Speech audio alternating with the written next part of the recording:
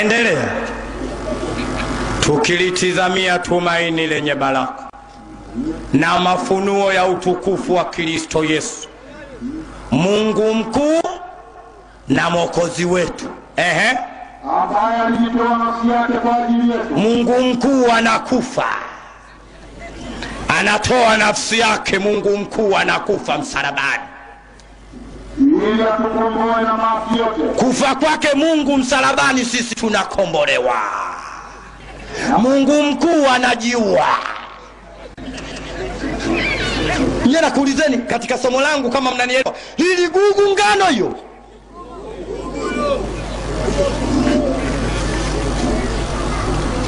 na kama mtachangano mkachukua magugu kama yale, mtaangamia. Ndio tunakuhamini mstoke. Ni kweli, ni nyimbo nzuri kabisa. Kweli ni huzuni kwa kifo chake Bwana Yesu, alipowambwa pale mtini. Mungu anawambwa. Alisema moyoni, na maliza kazi kwa huzuni. Mungu anaona huzuni kufa, akalia kwa huzuni hata mwisho. Alikufa pale juu msalabani, akakata roho kwa huzuni. Alilia moyoni. Wewe akilia moyoni Mungu utajua. Tumswalieni mtume wa Uislamu. Tumswalieni mtume. Bado takbir. Bado takbir. Hayo ni magugu katikati ya ngano. Kwa hiyo Waislamu tunavyovitoa vitu kama hivi vya elimu kabisa, na ni maandiko kabisa, tunayachambua ili akili ikupate. Paulo kapanda magugu katikati ya ngano, Yesu kapanda mbegu njema. Sasa vitu viwili hivi anajua kutofautisha ni Muislamu. Muislamu ndio anajua kutofautisha kwamba huyu ni Paulo kapanda magugu katikati ya ngano. Na imani hii imesambazwa duniani, na cheo chake kinarisishwa, kinaitwa Papa John Paulo wa pili. Papa John Paulo wa pili. Huyu Mfaransa aitwe Paulo, mwingine nayo Paulo, mwingine nayo Paulo. Kumbe wanaendeleza magugu yao. Tumswalieni mtume wa Uislamu. Na ili mlielewe hili, kuyafikisha haya, muhadhara ndio utakupeni picha. Kumbe kuna maneno ya Injili ambaye ndiye mbegu njema, na kuna maneno yasiyokuwa ya Injili ambaye ni magugu yaliyopandwa katikati ya ngano. Sasa tunapoambieni ili muelewe, kuna sababu mazingira, na ukisoma yote kabisa. Enyi wanadamu, mbona mnatangatanga? Hamjui kuwa kuna mchungaji moja anayetulinda katika maisha yetu. Mchungaji huyo ni Yesu. Sekeleza neno lake upate uzima. Usingoje ya dunia yatakuja pita. Ndugu yangu nakwambia, neno la uzima litadumu. Neno la Yesu ndio uzima, ndio mbegu. Na wimbo wanaimba, lakini wanaliacha, wanaenda kwa Bwana Paulo. Kwa hiyo aliyepanda magugu, watu ndio wanafikiria kwamba atawapeleka peponi. Kumbe kapanda magugu katikati ya ngano. tena kapanda magugu baada ya mauaji kuwaua watakatifu wa Bwana. Wanafunzi wa Yesu wameuawa na Paulo misikitini. Allahu akbar, Allahu akbar. Paulo kawaua wanafunzi wa Yesu na watakatifu wa Yesu misikitini, ambayo hiyo ndio aya kwa leo naweza nikasema kama ni hitimisho la aya. Halafu kinachoendelea basi 26:9 Matendo ya Mitume. Aliyopanda magugu katikati ya ngano huyo. Wewe mimi mwenyewe. Nani ndani ya nafsi yako? Kwamba yanipaswa kutenda mambo mengi. Yaliyopingana na jina lake Yesu Mnazareti. Yesu Paulo anakuja kumpinga moja kwa moja. Nami nikayafanya hayo Yerusalemu. Paulo anasema nimeyafanya hayo ya kumpinga Yesu ndani ya Yerusalemu alipotoka Yesu.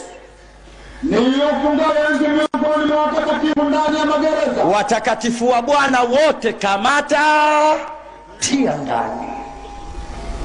Nikiisha kupewa amri na wakuu wa makuhani. Na nimepewa amri na wakuu wa makuhani. Na walipouawa watakatifu wote uwa. Na alitoa idhini yangu. Paulo, nalitoa idhini yangu kuwaua watakatifu wa Bwana Yesu.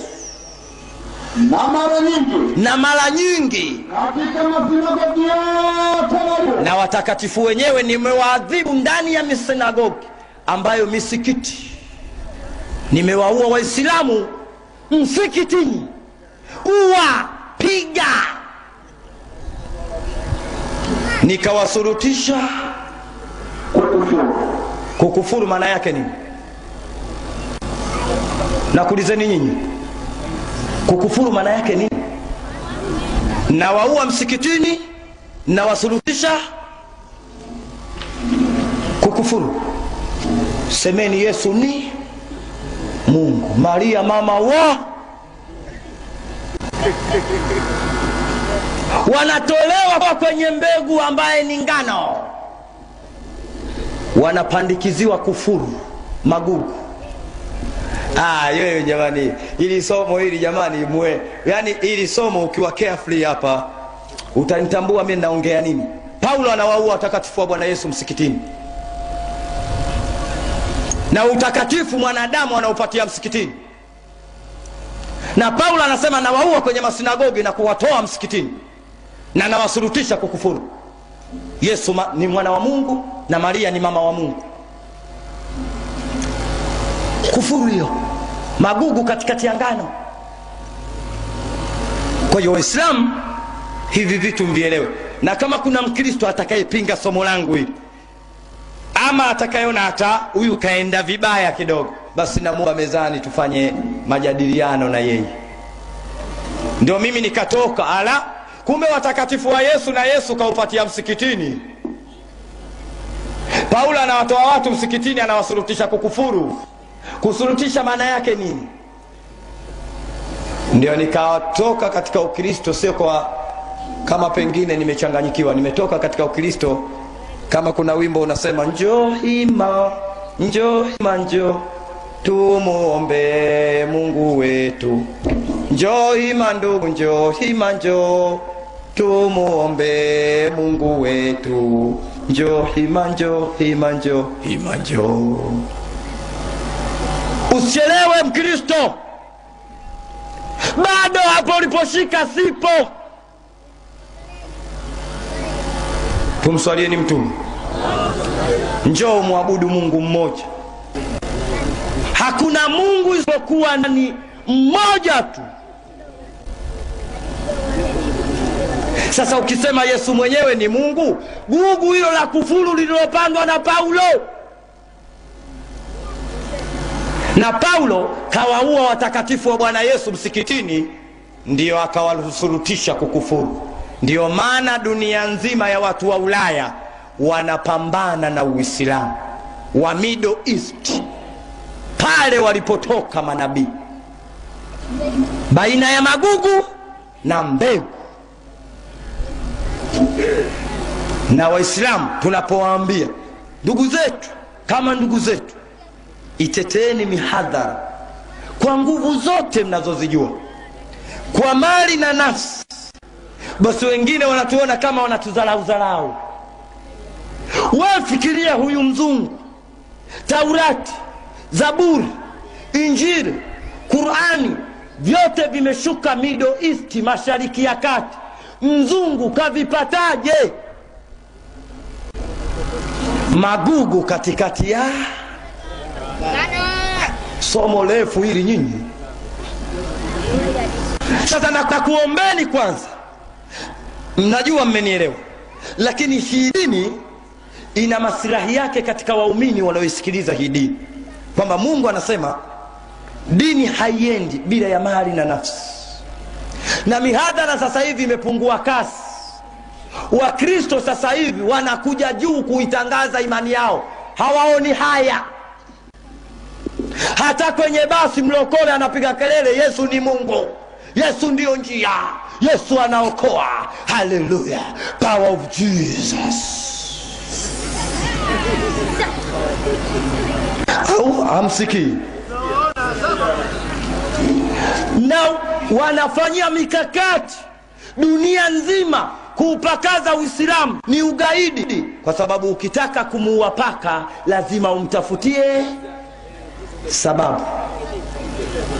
Magaidi wa Palestina wanaopigwa na kuonewa ndio magaidi. Waisraeli vibaraka wa Marekani si magaidi, wanautafutia sababu.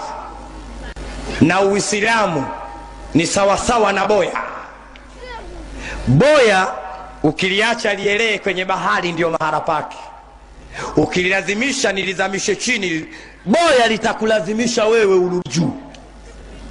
Sijui mmenielewa lakini hapo. Yani Uislamu ukiuacha usiupige vita ndio mahala pake unakuwa. Na ukiulazimisha ukandamize urudi chini, utaulazimisha ukurudishe juu. Yani ndio Uislamu ukiupiga vita ndio unakuwa kwa kasi.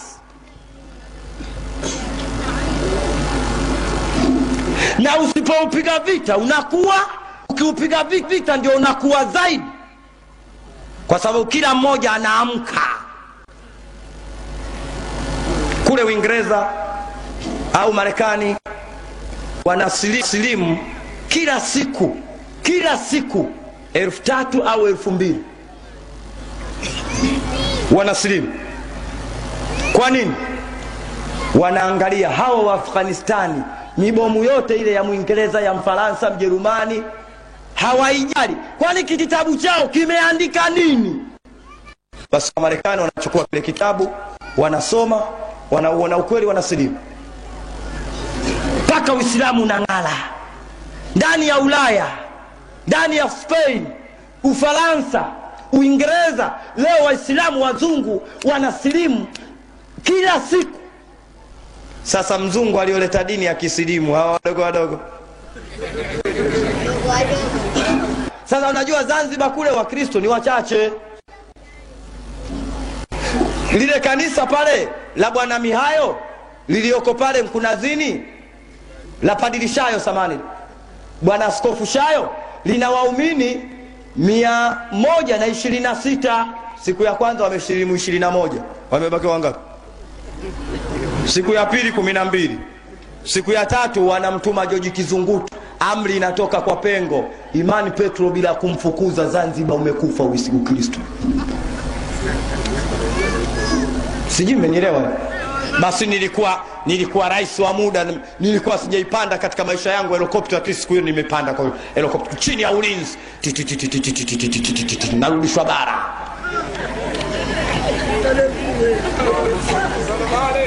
Shayo anasema, yani huyu mkimuacha Zanzibar, sidhani kama nitabaki na Mkristo. Maana anachambua maandiko, halafu watu wenye akili wanayafanyia kazi. Basi nachukuliwa mimi, amri inatolewa, narudishwa haki ya Mungu, narudishwa Morogoro. Jamani mimi nimezaliwa Ubungo Kibo, jamani babangu Petro Sisa, jamani hatuelewi, peleka Morogoro. Jamani Morogoro mimi simjui huko. Tumsalieni mtume wa Uislamu. Sasa nyinyi ndio mlionisababisha mimi nitoke katika ukafiri, halafu nikasimama kulingania nini? Uislamu. Niwaombeni kwamba hii kazi mtusaidie sasa, ili tufikishe hili gurudumu la Mtume Muhammad sallallahu alaihi wasallam.